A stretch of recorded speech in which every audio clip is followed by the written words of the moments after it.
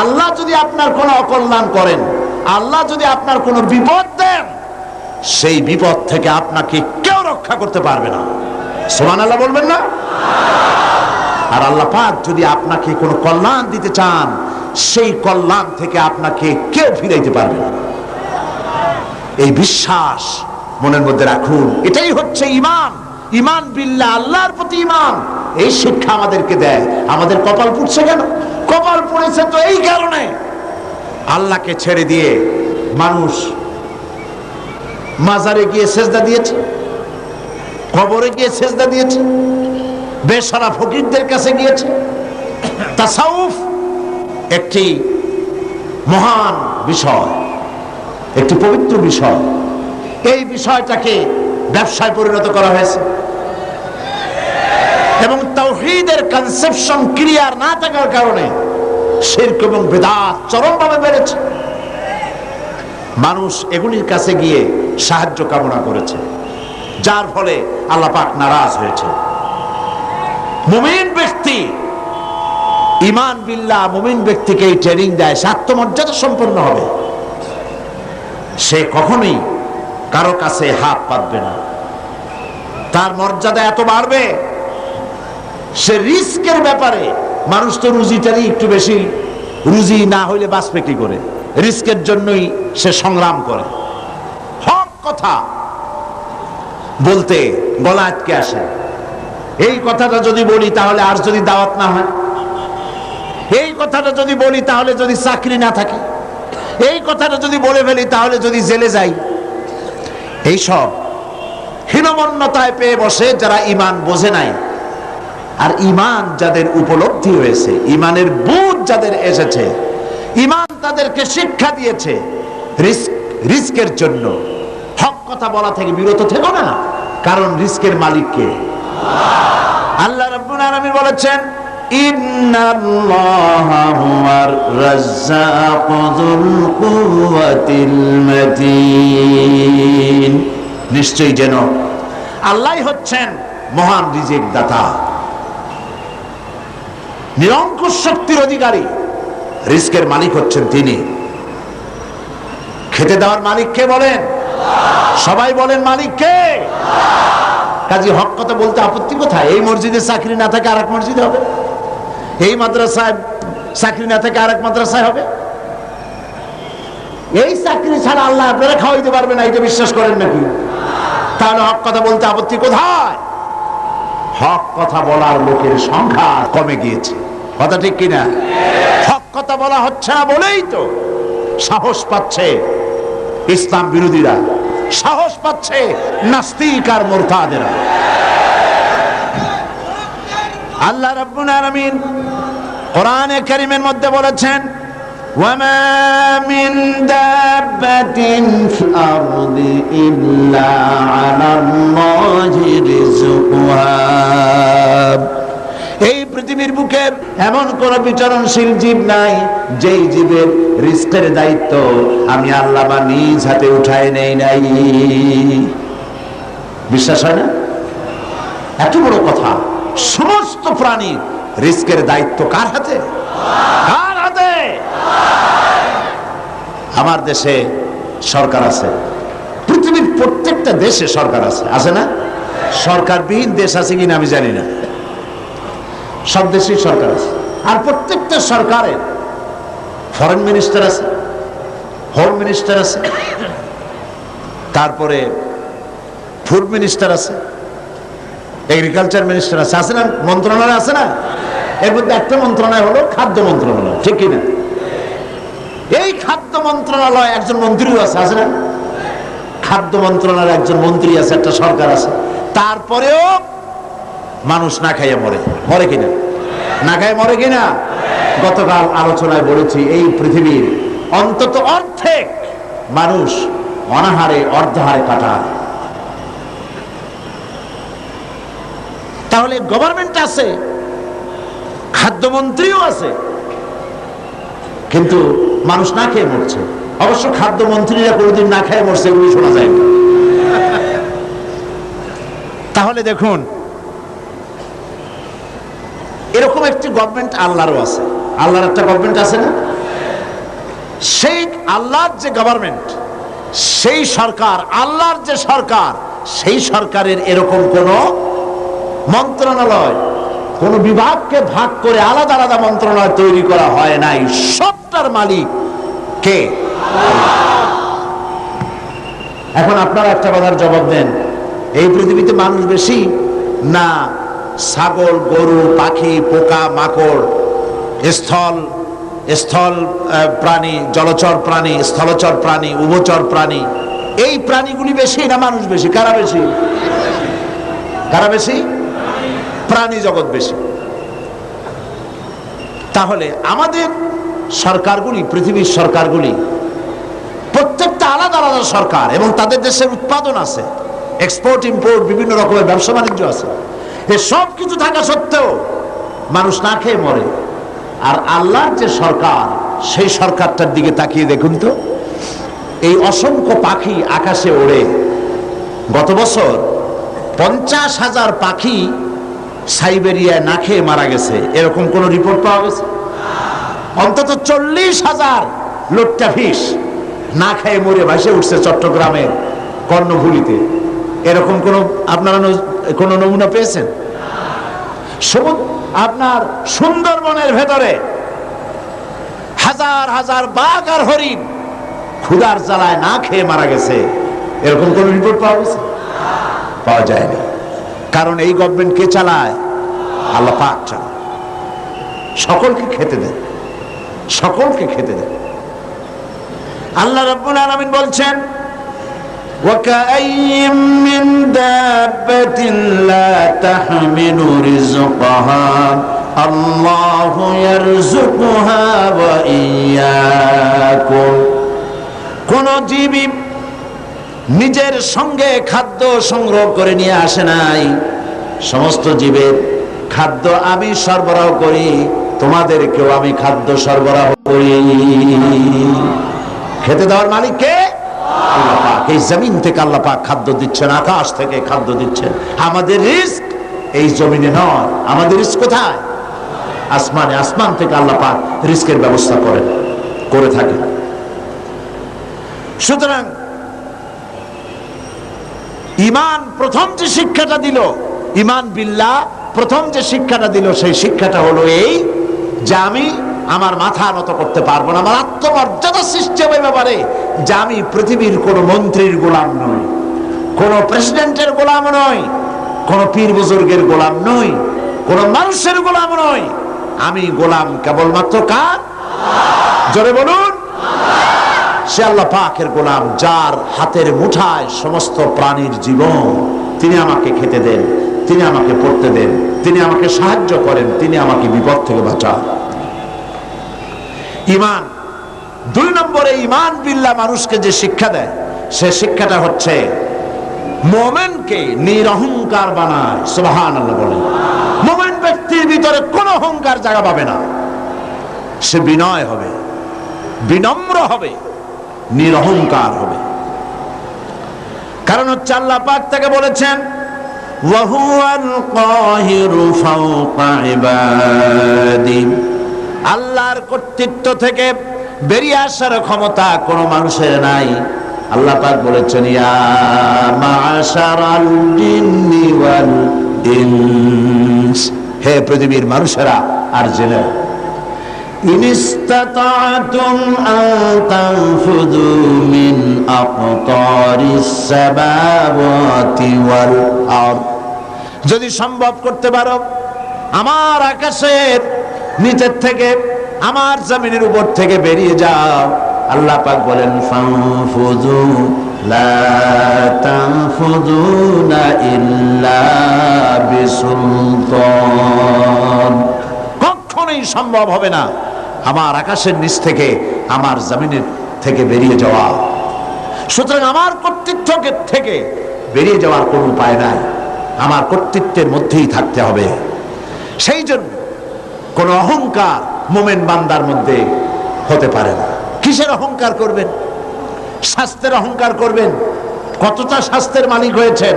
আল্লাহ পাক যদি ইচ্ছে করেন তাহলে ডায়রিয়া দিয়ে দিবেন, এমন ডায়রিয়া হবে ডায়রিয়া কি খুব শক্ত না পাতলা? ডায়রিয়া পাতলা, যত বেশি পাতলা হয় কয় স্ট্রং ডায়রিয়া। এই পাতলা জিনিস কেমনে স্ট্রং হয় আল্লাহ জানে। এমন স্ট্রং ডায়রিয়া হলো সলিমুদ্দিন কোথায় খুঁজেও পাওয়া যায় না, স্বাস্থ্যের মালিক। সুতরাং স্বাস্থ্যের বড়াই করবেন না, বিদ্যার বড়াই করবেন। কত বড় বিদ্যা অর্জন করেছেন, টাকার বড়াই করবেন, কত টাকার মালিক হয়েছে। আল্লাহ পাক যদি ব্রেনের মধ্যে টিউমার দিয়ে দেন, ব্লাডের মধ্যে ক্যান্সার দিয়ে দেন, আল্লাহ পাক যদি হার্টের মধ্যে মারাত্মক কোনো রোগ দিয়ে দেন, সারা পৃথিবী বিক্রি করবেন, ঔষধের পয়সা হবে না। আপনি তো জানেন না কত বড় নিয়ামত ভোগ করছেন। প্রতি মুহূর্তে শ্বাস ফেলছেন, শ্বাস গ্রহণ করছেন, নিঃশ্বাস ফেলছেন, শ্বাস গ্রহণ করছেন। এটা কি নিয়ামত নয়? বলেন, এটা কি নিয়ামত নয়? এই নিয়ামতটা আপনি বোঝেন না। এই নিয়ামতটা বোঝার জন্য যার শ্বাসকষ্ট আছে, শ্বাসকষ্টের রোগী আছে না, বোঝেন তো? শ্বাসকষ্টের রোগীর কাছে গিয়ে জিজ্ঞেস করেন, সে বলতে পারবে একটা শ্বাসের দাম কত। সুবহানাল্লাহ বলবেন না? সুতরাং আল্লাহ পাকের এই নিয়ামত, অর্থের নিয়ামত দিয়েছেন আল্লাহ পাক। অর্থের বড়াই করো না, স্বাস্থ্যের বড়াই করো না, বিদ্যার বড়াই করো না, ক্ষমতার বড়াই করো না। এই ক্ষমতা দেওয়ার মালিক আল্লাহ, আর সিনায় নেওয়ার মালিকও আল্লাহ পাক। মানুষ বোঝে না, মানুষ বোঝে না, ক্ষমতায় পাগল হয়ে বসে এবং সিংহাসনের চতুর্দিকে স্ক্রু নাট দিয়ে টাইট দিতে থাকে, যাতে কখনো এই চেয়ার ছাড়া না লাগে। চেয়ারের হাতল দুই হাত দিয়া ধরিয়া, দুই পাও দিয়া পায়ের সাথে ব্যাট দিয়ে পেঁচাইয়া মজবুত হয়ে বসে থাকে, নড়বই না। কিন্তু থাকতে তো পারবে না, কি বলেন? পণ্ডিত জওয়াহরলাল নেহেরু পাগলা গারদ দেখতে গিয়েছিলেন। পাগলেরা দেখিয়া জামা কাপড় কেতাদুরস্ত সুপুরুষ, তাকে দেখে জিজ্ঞেস করছেন, তুমি কে? তিনি বললেন, আমি ভারতের প্রধানমন্ত্রী, আমার নাম পণ্ডিত জওয়াহরলাল নেহেরু। পাগলেরা বলছে, আমরাও যখন এখানে আসছিলাম এই তোমার মতো এরকমের লম্বা লম্বা কথা আমরাও বলতাম, থাকো কিছুদিন আমাদের সাথে, তোমার গরম মাথাও ঠান্ডা হয়ে যাবে।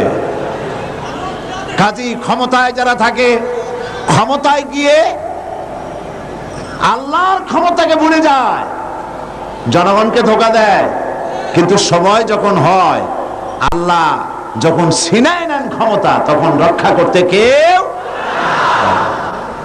এই জন্য মুমিন ব্যক্তির দ্বিতীয় নম্বরের শিক্ষা হচ্ছে মুমিনকে ঈমান বিল্লাহ, তাকে বিনয় এবং বিনম্র হওয়ার শিক্ষা প্রদান করে।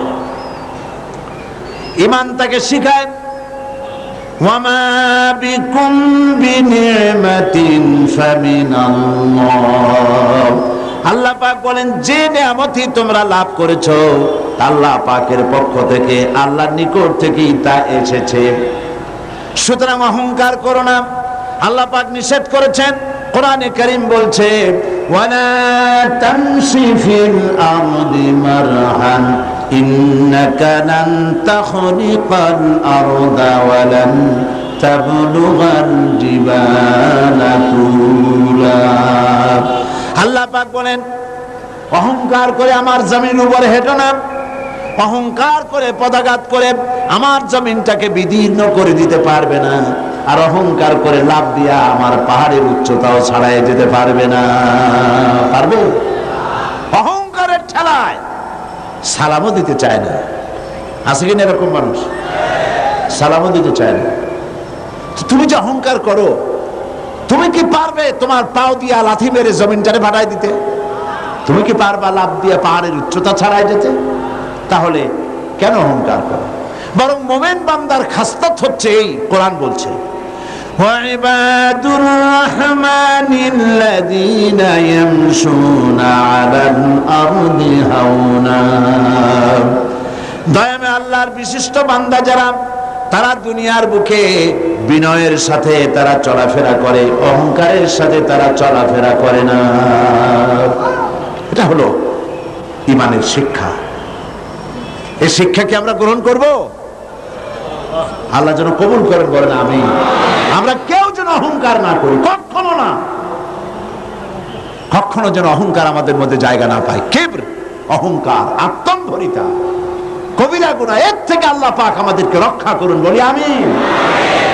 হাদিসে কুদসিতে এসেছে, আল্লাহ পাক বলেছেন অহংকার, কিবর, এটা হচ্ছে আমার চাদর।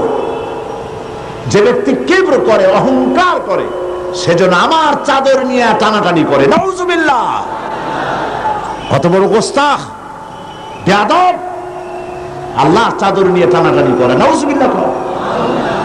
এটা হচ্ছে 2 নম্বরের শিক্ষা। ঈমান এই শিক্ষা প্রদান করে একজন মুমিনকে। আল্লাহর প্রতি যে ঈমান আনে, তার প্রথম শিক্ষা, সে আত্মমর্যাদা সম্পন্ন ব্যক্তিত্ব হবে, আল্লাহ ছাড়া কারো সামনে হাত পাতবে না। সুবহানাল্লাহ। 2 নম্বরে সে বিনয় হবে, বিনম্র হবে, নিরহংকার হবে। আর 3 নম্বরে আল্লাহর প্রতি ঈমান ঈমানদারকে নির্ভীক বানায়। সুবহানাল্লাহ। যে ব্যক্তি ঈমানদার হবে সে নির্ভীক হবে, সে কাউকে ভয় পাবে না। মানুষ তো মৃত্যুকেই সবচাইতে ভয় পায়। কোনটাকে ভয় পায় বেশি? কিন্তু মৃত্যুকে যতই ভয় পাই, আমরা কি এই মৃত্যুর হাত থেকে বাঁচতে পারবো? আল্লাহ রাব্বুল আলামিন বলেন, কুল ইন্নাল মাউতাল্লাযী তাফিরুনা মিনহু ফাইন্নাহু মুলাকীকুম।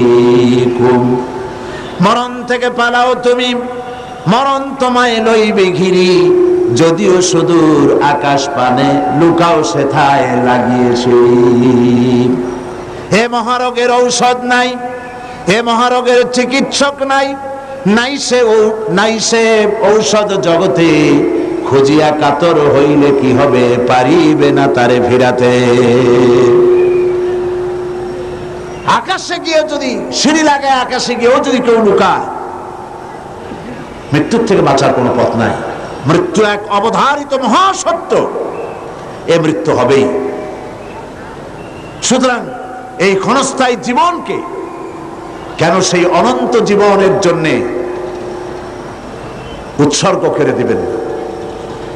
অর্থাৎ মওতকে ভয় পেয়ে, মৃত্যুর ভয় করে মানুষ হক কথা থেকে বিরত থাকবে না, হকের দাওয়াত দিতেই থাকবে। যেহেতু মৃত্যু তার নির্ধারিত সময় আসবেই। এই মৃত্যুর হাত থেকে যখন, একটি সবচাইতে বড় কথা বলি, রাসূল করিম সাল্লাল্লাহু আলাইহি ওয়াসাল্লামের চাইতে শ্রেষ্ঠ মানুষ আকাশের নিচে, জমিনের উপরে হয়েছে কখনো? হবে কখনো? তার চাইতে শ্রেষ্ঠ আল্লাহর মাহবুব আর কি কেউ আছে? তারই যখন মৃত্যু হয়েছে, তিনি যখন ইন্তেকাল করেছেন, তাহলে কেউ কি বাঁচতে পারবে? এই মৃত্যুর হাত থেকে বাঁচার কোনো পথ নেই। সেই জন্য মুমিন বান্দাকে তার জীবন তৈরি করতে হবে ঈমানের উপরে। আল্লাহ রাব্বুল আলামিন বলেছেন, ইন্নাল্লাহা আশতারা মিনাল মুমিনিনা আনফুসাহুম ওয়া আমওয়ালাহুম বিআন্না লাহুমুল জান্নাহ। আল্লাহ পাক বলেন, আমি আমার মুমিনের জান এবং মালকে খরিদ করে নিয়েছি, বিনিময় আমার মুমিন বান্দাকে আমার জান্নাত দিয়ে দিয়েছি, বেহেশতটা দিয়ে দিয়েছি আমার মুমিন বান্দাকে, তার জান আর মাল আমি কিনে নিয়েছি। এই জন্য মুমিন বান্দার এই চিন্তা থাকা দরকার যে আমার ভালো মন্দ সবকে করবেন। বলেন তো সবাই, খাইরিহি ওয়া শাররিহি মিনাল্লাহি তাআলা। ভালো আর মন্দ কে কার তরফ থেকে আসে? আল্লাহর পক্ষ থেকে আসে। আপনারা বিশ্বাস করুন, কোন ব্যক্তি ফু দিয়ে আপনার জীবনকে, আপনাকে সৌভাগ্যবান বানায় দেবে, অথবা কেউ ফু দিয়ে আপনার জীবনকে হতভাগ্য বানায় দেবে, এই বিশ্বাস কখনো করবেন না। আপনার ভালো আমার ভালো, আমার মন্দ আপনার মন্দ, আমাদের সকলের ভালো মন্দের একমাত্র মালিক আল্লাহ। ঈমানের কথা, ঈমান বিল্লাহ মানুষকে এই শিক্ষা দেয় ওয়ামা হুম বিদাররিনা বিহি মিন আহাদিন ইল্লা বিইজনিল্লাহ। একথা সুস্পষ্ট যে আল্লাহ রাব্বুল আলামিনের অনুমতি ব্যতি রেখে আপনার ক্ষতি সাধন করার ক্ষমতা পৃথিবীর কারণে যেটা হবার সেটা হবেই। আল্লাহ আপনার জন্য যেটা নির্ধারণ করে রেখেছেন এটা হবেই। আল্লাহ নির্ধারিত কোন জিনিস থেকে বাঁচবার কোন উপায় মানুষের নাই। আর যখন মউত আসবে, ওয়ামা কানা লিনাফসিন আন তামুতা ইল্লা বিইজনিল্লাহি কিতাবাম মুআজ্জালা। কোন প্রাণী আল্লাহর অনুমতি ছাড়া মরতে পারবে না, যেহেতু তার সুস্পষ্ট কিতাবের মধ্যে লেখা রয়েছে নির্ধারিত সময় ছাড়া কোন জায়গায়, কোন মাঠে, কোন জায়গায় মানুষের মৃত্যু হবে কেউ জানে না। নির্ধারিত কিতাবের মধ্যে তা লিপিবদ্ধ রয়েছে। সুতরাং ঈমান মানুষকে এই শিক্ষা প্রদান করে, আল্লাহর প্রতি ঈমান, যে মৃত্যুর ভয় করে হক থেকে ফিরে থাকতে পারবেন না। ঈমান বিল্লাহ মানুষের মধ্যে আশার সৃষ্টি করে, ভরসার সৃষ্টি করে, সে কখনো হতাশ হয় না। আল্লাহ রাব্বুল আলামিন মানুষকে নিরাশ হতে নিষেধ করেছেন। লা তাকনাতু মির রাহমাতিল্লাহ। হতাশা এক ধরনের কুফরি, নিরাশ হওয়া কুফরি।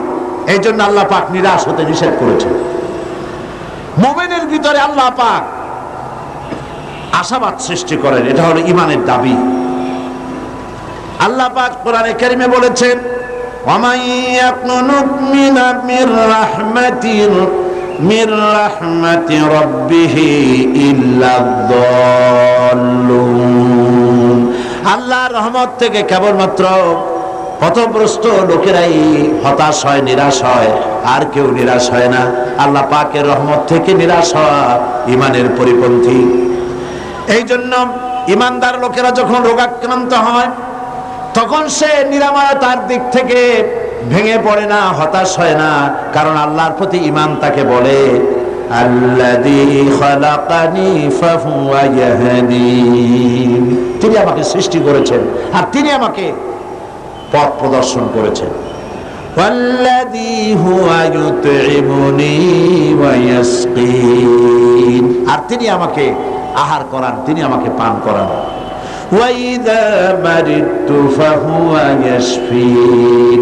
আর আমি যখন অসুস্থ হই তখন আমাকে রোগমুক্ত করে দেন আল্লাহ রাব্বুল আলামিন। অসুস্থ হলে আমাকে রোগমুক্ত কে করেন? আল্লাহ রাব্বুল আলামিন। হযরত আইয়ুব আলাইহিস সালাম 18 বছর পর্যন্ত রোগাক্রান্ত থাকলেন। আমাদের মধ্যে অনেক মানুষ রোগাক্রান্ত হয় না? আমাদের প্রত্যেকেরই রোগ ব্যাধি মাঝে মধ্যে হয় না, হয় না? অনেক মানুষ আছে অসুখ হলে বলে এত নামাজ রোজা আমি করি আর রোগ আমার ছাড়া কেউ চলে দেখে, এত ভালো ভালো কাজ করি তারপরে আমার অসুখ হয়, আমার ছেলেবেলে মরে। এটা কেমন কথা? রোগ ব্যাধি এটাও আল্লাহর নিয়ামত, তন্দুরুস্তিও নিয়ামত, রোগ ব্যাধিও নিয়ামত। তবে আল্লাহর কাছে বলতে হবে, আল্লাহ রোগ ব্যাধির নিয়ামত তন্দুরুস্তির নিয়ামত দিয়া বদলায় দাও, আমাকে তন্দুরুস্তি দান করো যাতে করে আমি ইবাদত করতে পারি। হযরত আইয়ুব আলাইহিস সালাম 18টি বছর পর্যন্ত রোগ ভোগ করার মধ্যে যখন শরীরের ভিতরে পোকা জমে গেল, জিহ্বায় যখন পোকা শুরু হয়েছিল, তখন তিনি বলেছিলেন রব্বুল আলামিন এতদিন কোনো কথা বলি নাই, এখন আমার জিহ্বায় পোকা ধরেছে, আয় আল্লাহ পাক তুমি দয়া করে আমার জিহ্বায় পোকা দিও না, কারণ আমার জিহ্বায় যদি পোকা হয়ে যায় তাহলে তুমি আল্লাহ তোমার জিকির আমি কি দিয়া করব?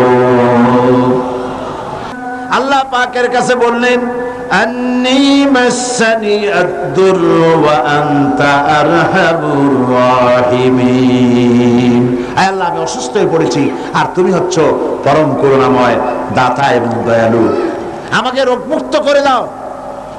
এটা না বলে তিনি খুব কায়দা করে বললেন যায় আল্লাহ আমি অসুস্থ আর তোমার নাম রহমান রহিম। আল্লাহ রাব্বুল আলামিন তার দোয়া কবুল করলেন। আল্লাহ পাক তাকে শুনিয়ে দিলেন। আল্লাহ পাক বলছেন ফাকাশাফনা মা বিহি মিন দুররি ওয়া আতাইনাহু আহলাহু ওয়া মিসলাহুম মাহুম রাহমাতাম মিন ইনদিনা।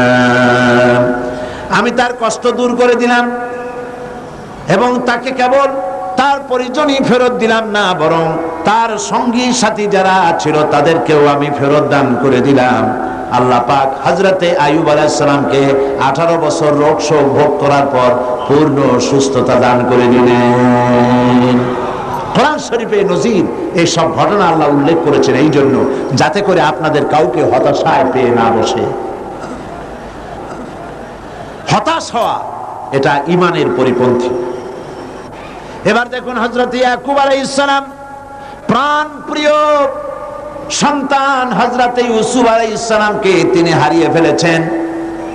হযরত ইউসুফকে হারায়া হযরত ইয়াকুব কিন্তু হতাশ হয়ে যান নাই, বরং তিনি বলেছেন, আল্লাহ হযরত ইয়াকুব আলাইহিস সালামের কথাকে কোরআন শরীফে কোট করে দিলেন, ফাসাবরুন জামিলুন আসাল্লাহু আইয়াতিয়ানি বিহিম জামিআ ইন্নাহু হুয়াল আলিমুল হাকীম।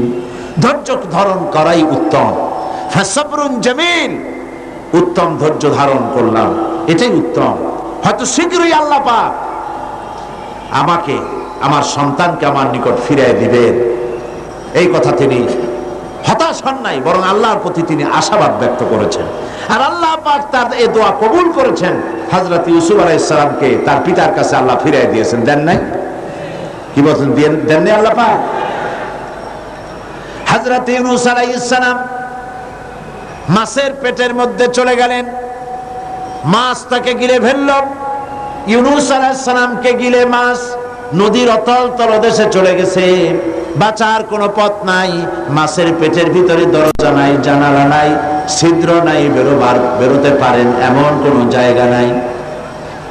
আল্লাহ পাক হযরত ইউনূসের এই ঘটনা বলতে গিয়ে কোরআনে কারীমের মধ্যে বলছেন, ওয়াযান্নুন ইয যাহাবা মুগাদিবান ফাযান্না আন লান নাকদিরা আলাইহি فنادى في الظلمات أن لا إله إلا أنت سبحانك إني كنت من الظالمين। মাছের পেটের ভেতরে বসে হযরত ইউনূস আলাইহিস সালাম চিৎকার দিলেন। কি পড়লেন? পড়েন আমার সাথে সবাই মিলে, লা ইলাহা ইল্লা আনতা সুবহানাকা ইন্নী কুনতু মিনাল যালিমিন। হায় আল্লাহ, আল্লাহ ছাড়া কোনো ইলাহ নাই, আমি তোমার পবিত্রতা ঘোষণা করছি, আমি আমার উপরে জুলুম করেছি, এই বলে তিনি কাঁদতেছিলেন। আর আল্লাহ রাব্বুল আলামিন ইউনূস আলাইহিস সালামের কান্না বুঝি শোনেন নাই? বলেন শুনেছেন কিনা? ইউনূস আলাইহিস সালামের কান্না তিনি শুনলেন আর তিনি জবাব দিলেন। আল্লাহ পাক জবাব দিয়ে দিলেন, ফাস্তাজাবনা লাহু ওয়া নাজ্জাইনাহু মিনাল গাম্মি ওয়া কাযালিকা নুনজিল মুমিনিন। আল্লাহ পাক বলেন, আমি ইউনূসের ডাক শুনলাম, ডাকের জবাব দিয়া দিলাম, মাছের পেটের ভিতরে যন্ত্রণা দিয়া দিলাম, মাছ ভেসে উঠল আর দরিয়ার কিনারে গিয়া ইউনূস আলাইহিস সালামকে বমি করে দিল। আল্লাহ পাক বলেন, ওয়া কাযালিকা নুনজিল মুমিনিন। শুধু ইউনূসকে নয়, এইভাবে করে আমার কোন মুমিন বান্দারা যদি বিপদে পড়ে যায়, তাহলে তারা যদি আমার কাছে কান্দে, আমি রব্বুল আলামিন এই ধরনের বড় বড় বিপদ হোক আর ছোট বিপদ হোক, সব বিপদ থেকে আমি আল্লাহ পাক বাঁচাইয়া দেব। বিপদগ্রস্ত মুসলমান, আমরা সব বিপদে আছি না? আজকে দোয়া করবো আমরা একটু পরেই আল্লাহর কাছে কাঁদবো যেন আমাদেরকে বিপদ থেকে আল্লাহ বাঁচান। গোটা দুনিয়ার মুসলমানদেরকে আল্লাহ যেন বিপদ থেকে বাঁচান। কত রকমের রোগ শোক, কত কষ্ট মানুষের, ঈমান মানুষকে এই ট্রেনিং দেয়, ঈমান মানুষকে এই শিক্ষা দেয়, আল্লাহর প্রতি ঈমানের শিক্ষা দেয়, হতাশ হবা না, সব সময় আল্লাহর কাছে বিনীতভাবে চাইতে থাকো, তিনি তোমার আশা পূরণ করবেন। আল্লাহ পাক আরো বলেছেন, قل يا عبادي الذين اسرفوا على أنفسهم لا تقنطوا من رحمة الله। আল্লাহ পাক বলেন, নবী আপনি বলে দেন, হে আমার ওই সব বান্দা যারা নিজেদের উপরে বাড়াবাড়ি করেছো, অর্থাৎ গুনাহ করেছো। আজকের মাহফিলে যত লোক এসেছেন এর মধ্যে যারা জেনাকার, যারা মদখোর, যারা জুয়ারি, যারা ঘুষখোর, যারা সুদখোর, যারা নামাজ ছেড়েছে, আল্লাহ রাব্বুল আলামিনের সঙ্গে মারাত্মক মারাত্মক গুনাহ যারা করেছে, এভাবে পৃথিবীতে যারা করেছে, আল্লাহ বলেন নবী আপনি ডেকে বলেন নিরাশ হয়ে যেও না, আল্লাহর রহমত থেকে নিরাশ হয়ে যেও না। সুবহানাল্লাহ।